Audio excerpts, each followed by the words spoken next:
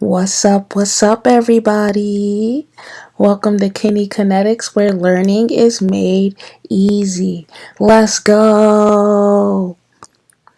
So, the purpose of this video today is to talk about the cardiac conduction cells.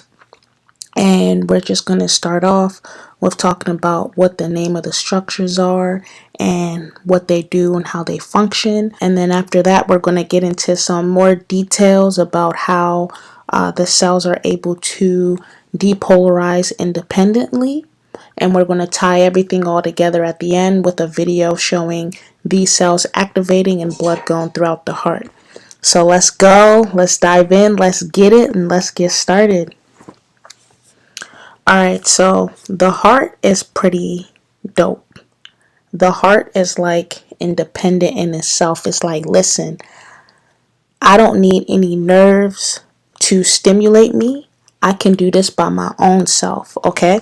So the heart is really self-made because typically other cells within the body, especially like muscle cells, they need like a nerve to stimulate the muscle to activate, but the heart is like, nah, I get it, boom, I get it on my own. Like this is all me. So that's called automaticity, and there are 4 players within this. The first player is called the SA node. So the SA node is located in the right atrium right here, a little bit right below the superior vena cava. So this structure right here is called the SA node. And the SA node starts this whole process. The SA node typically fires between 60 to 100 beats per minute. And that number should sound familiar because if you are familiar with heart rates, normal heart rate is between 60 to 100 beats per minute. So this is why it's also known as the pacemaker. So we can go ahead and put this in parentheses and call this the pacemaker. The SA node sets the tone and the pace. So the SA node is like, all right, it's time to get started, time to get busy. So it automatically creates an action potential on its own, and it's gonna send some of this over to the left atrium because it's like, yo, I gotta get my buddy, the left atrium, on the same page as me. So it'll send that connection through gap junctions, and it's going to go to the SA node. And through these connections right here that I just drew in, that is known as Bachmann's bundle. Bachmann's bundle. So Bachmann's bundle is the way that the SA node gets the left atrium on the same page, because it's like, okay, both of the atrias need to be able to contract at the same time. So that's how that signal gets to the left atrium, so it is in sync with the right atrium. The SA node also sends some signals down to the next player within this process. So the next player in this process is known as the AV node. AV node.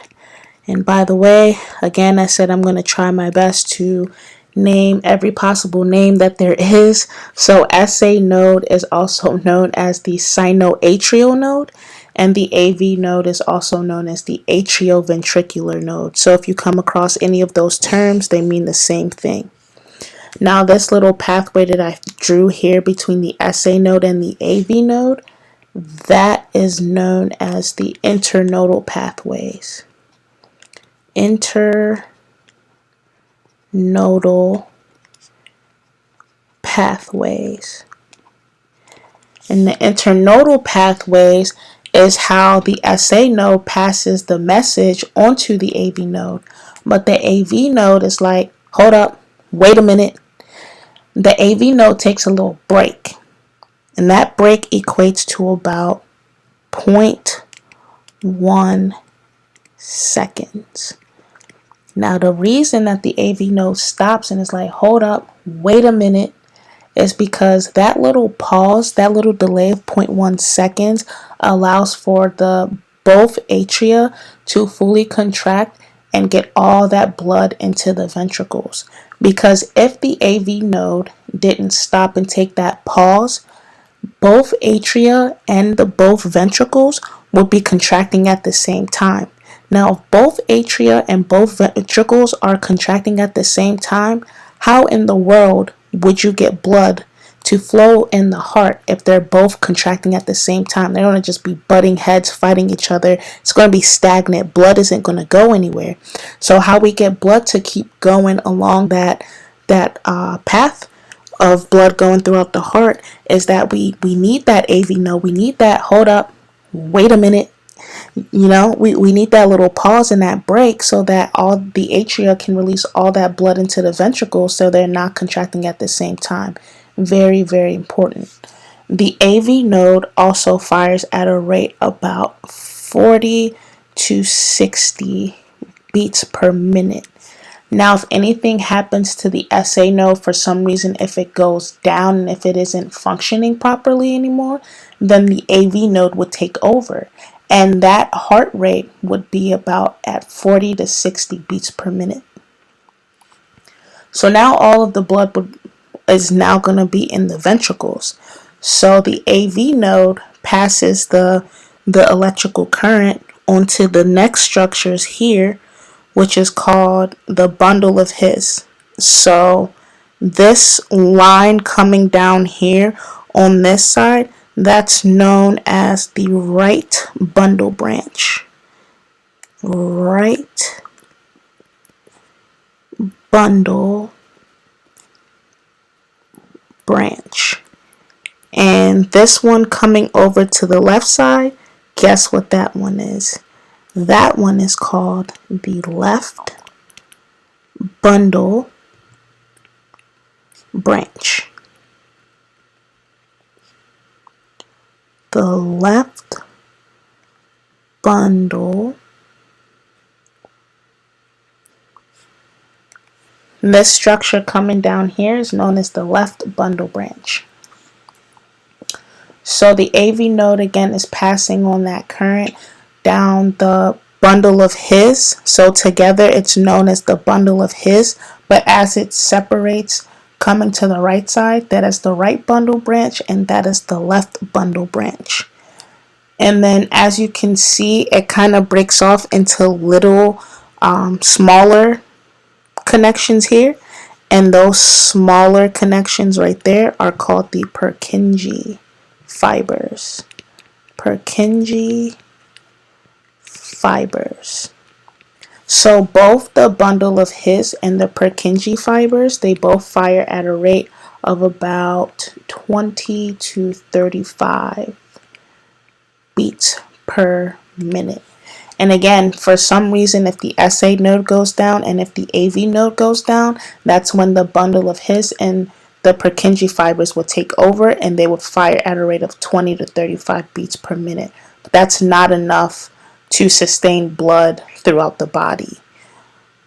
So again, just to recap, the first thing that occurs is that the SA node will get that action potential and it will depolarize and it will send the message to the left atrias like, yo, it's ready to get that action going. So it sends that message to the left atrium and now they're both on the same page. They start releasing their blood into the ventricles and then you have the signal coming down to the AV node. The AV node, what does the AV node do? It says, hold up, wait a minute. Takes that quick pause for about 0.1 seconds to allow for that all the blood in both atria to release into the ventricles. Once all of the blood is in the ventricles, the AV node is like, all right, now you may proceed. And it allows for that electrical current to flow down the bundle of His, going down the right bundle branch and the left bundle branch. And as it goes down the right and left bundle branch, it breaks down further into the Purkinje fibers And starting from the bundle of His all the way down to the Purkinje fibers, this is the slow depolarization of the ventricles. So kind of, you can kind of see it too, like how it's pictured, like it's starting right here within the interatrial septum, and it's slowly coming down the ventricular septum. And as it's flowing through the interventricular septum, look, it's recruiting all of these muscles through those gap junctions, and it's getting bigger and bigger, and you see how it's kind of coming back up, wrapping around the ventricles. This is how your ventricles contract as one, as a unit, because through the bundle of His and the Purkinje fibers, if you've ever watched like Dragon Ball Z, and you know how they charge up, they're like charging up right now, so they're getting stronger and stronger and stronger as it comes around and it wraps around, so that it's all on the same page, and then it can release one strong contraction, and then that's how blood will go into its next respective area. Alright, so we're going to talk about how the nodal cells create action potentials, and they stimulate a contraction. So again, the heart is independent. It doesn't need a nerve to stimulate it to contract. It can do it all by itself. Granted, the parasympathetic and the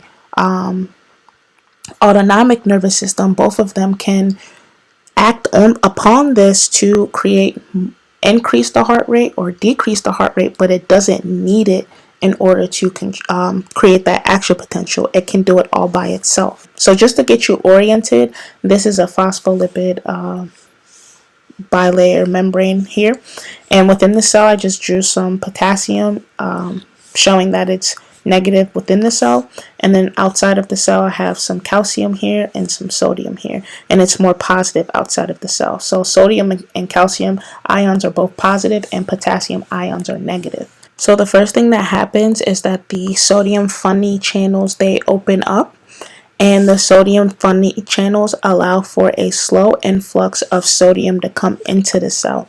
So sodium's going to come into the cell, and it's going to cause the cell to become more positive. So as you can see, the resting membrane potential for these cells is negative 60 millivolts. And as this sodium enters into the cell, it starts to slowly get more positive.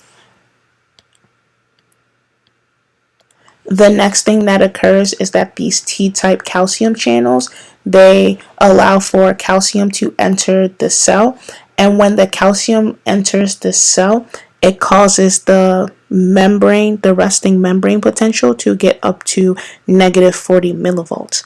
Now, anytime a cell reaches threshold potential, an action potential will occur. This is the point of no return. Once you hit threshold, an action potential has to go. This is why they call it all or none. So the T-type calcium channels, they open up and they let them reach threshold potential. Once the calcium gets into the cell, the fast L-type calcium channels, they open and they cause rapid depolarization. So again, it's getting more and more positive as it comes into the cell.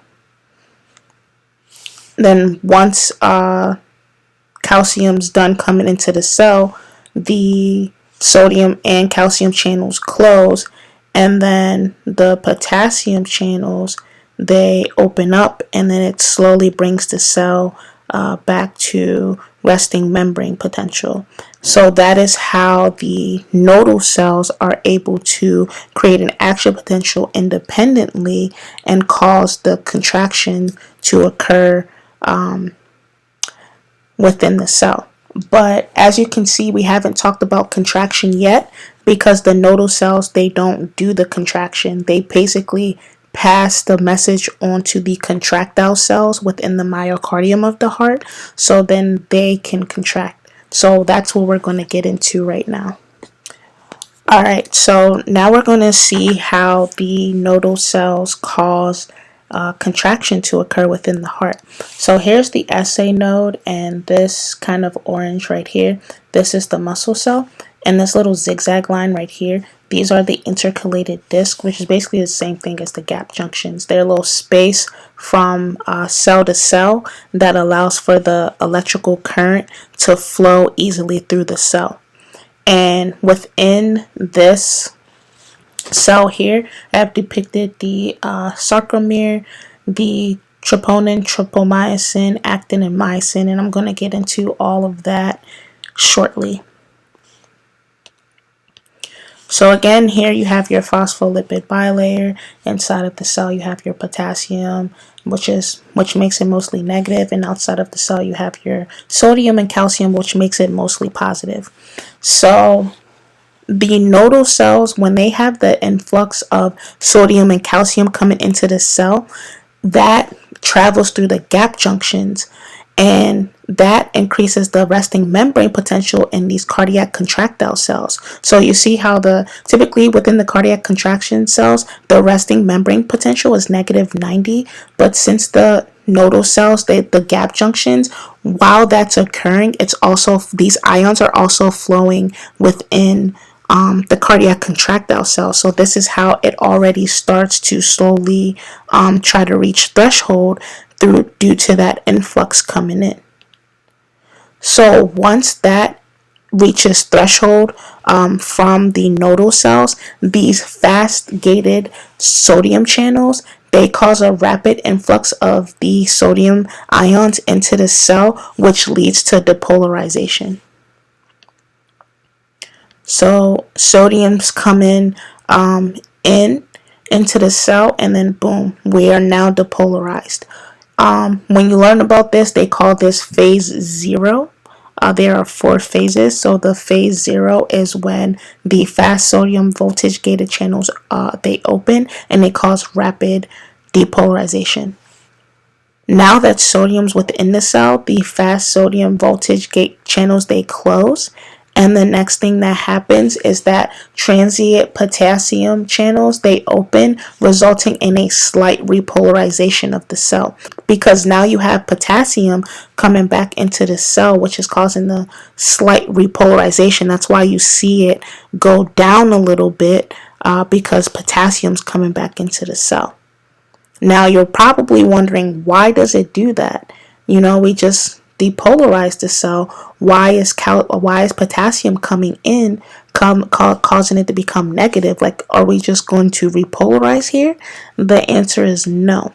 So something cool happens actually. Once the transient potassium channels, they allow that influx of potassium into the cell, these T-type calcium channels open. And when the T-type calcium channels open, they result in this plateau. So when the potassium ions came in and it caused that slight repolarization, this is known as phase 1. And then when the T-type calcium channels come in, resulting in that plateau, this is known as phase 2. Now this plateau is important because without this plateau, from the bundle of His to the Purkinje fibers, all of that, I said that it's slowly building up its charge so it can contract as one. This plateau allows for that to occur. So if this plateau did not exist, the ventricles would not have that strong contraction that it does. So that's why this is super, super, super important. I'm going to explain how this plateau leads to a contraction. So the calcium that we just saw is going to come into the cell down into these T tubules. So it's going to enter into the cell, and then this structure right here is the sarcoplasmic reticulum, and it has calcium within it. Now the calcium from the contractile cell is going to come down the T tubule, and it's going to enter in the muscle cell. This blue receptor right here is called a ryanodine receptor. Now the calcium is going to come in, and it's going to come through the ryanodine receptor, and it's going to allow for the sarcoplasmic reticulum to release its calcium. So this is why they call it calcium induced, calcium released, because calcium is causing the calcium from the contractile cell is causing the calcium within the sarcoplasmic reticulum to release calcium into continue into the muscle cell. So calcium induced, calcium released. And as the calcium comes into the cell, it's going to lead into a contraction. So within the cell, you have myosin, which are these little heads here. You have actin, which are these little circles here. Now you got to remember that actin and myosin, they together, all right? They got a little relationship going on. They love each other. They are committed to each other. They would do anything for each other, okay? They really want to see each other, kind of like Romeo and Juliet, star-crossed lovers, right? Now, what you also need to remember is that troponin is with tropomyosin. Tropomyosin is loyal to troponin, but troponin be out here in these streets, y'all, okay? Troponin also got a thing for calcium. Now, when troponin is faithful with tropomyosin, it blocks myosin from seeing actin.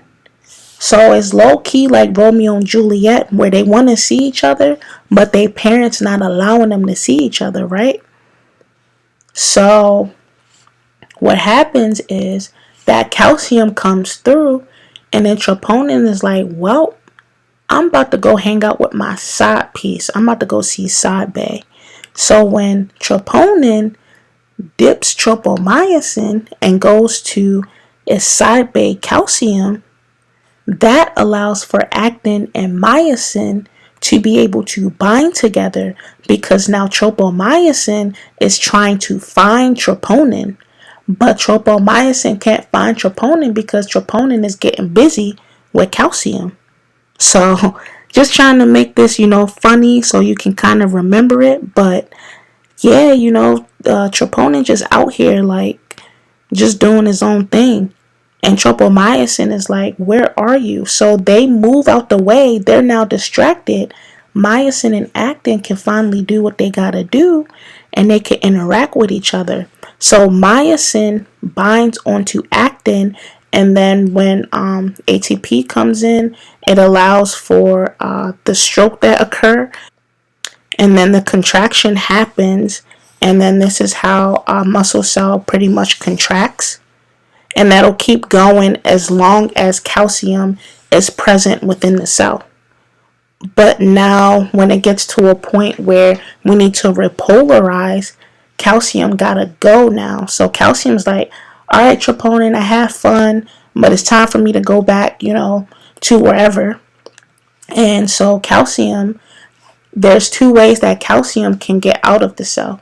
Calcium can either get out of the cell through the use of ATP, and it'll leave, or it can passively get out of the cell from when sodium enters in the cell.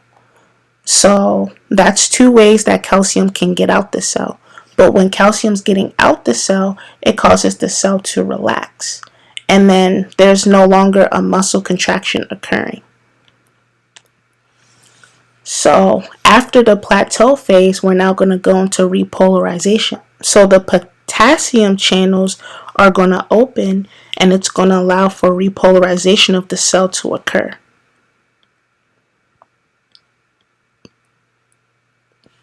So repolarization occurs, and then the cell kind of goes back to, it hyperpolarizes, and then the cycle just continues on and on and on.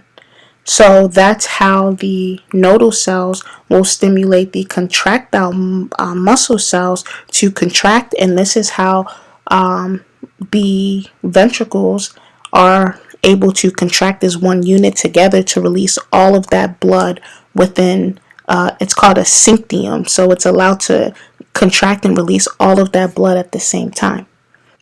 Alright, so the last thing I'm going to just show is in just a visual of how the nodal cells will cause contraction within the atria and the ventricles, and that blood will flow throughout the heart. And this video will come back in 2 videos from now when we talk about the cardiac cycle as a whole. So the first thing that happens again is that the blood from the inferior vena cava, the superior vena cava, and the coronary sinus is going to enter in the right atrium, and blood from the pulmonary veins is going to enter into the left atrium. Now the SA node again is going to send that electrical current to the left atrium so that it's on the same page, and it travels through Bachmann's bundle. At the same time, the SA node is sending down a signal to the AV node through the internodal pathways.